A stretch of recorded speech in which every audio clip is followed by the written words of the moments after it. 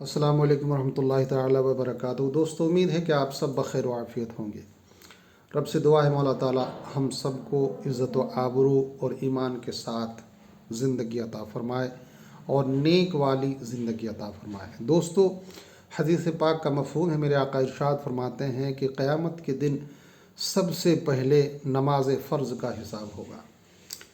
جس کے ذمے میں فرائض بخوبی حسن و اخلاق کے ساتھ، اخلاص کے ساتھ نماز فرائض پوری کیے ہوں گے تو اس کے لیے تو مرحبا ہے، لیکن جس کے ذمے میں فرائض باقی ہوں گے، رب تعالیٰ فرشتوں سے کہے گا، فرشتوں کیا اس کے ذمے میں نوافل بھی ہیں؟ فرشتے کہیں گے ہاں میرے مولا، اس کے ذمے میں نوافل بھی ہیں۔ رب تعالیٰ کہے گا جو فرائض باقی ہیں نوافل سے ان کی گنتی پوری کرو، باقی اعمال بھی اسی طرح حساب و کتاب کیا جائے گا۔ لہٰذا میرے دوستو، دیکھا آپ نے کہ فرض اگر باقی ہوں تو نوافل سے پوری کیے جائیں گے۔ کیا مطلب؟ کہ اگر ہم نوافل پڑھتے ہیں تو کل قیامت کے دن اتنا بڑا وہ نوافل کام آئے گا کہ فرائض اگر باقی ہیں تو نوافل سے گنتی پوری کی جائے گی اور رب تعالیٰ ہمیں معاف کر دے گا۔